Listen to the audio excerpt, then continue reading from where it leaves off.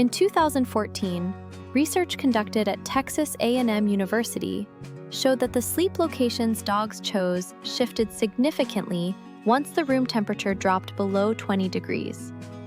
On cool nights, dogs slept roughly 40% closer to their owners. On warm nights, the opposite happened. They moved away, chose the cool tile floor, or gravitated to the doorway. This means your dog's attachment to you doesn't change throughout the night. What changes is the need. A dog that sleeps far from you on a summer night doesn't love you any less.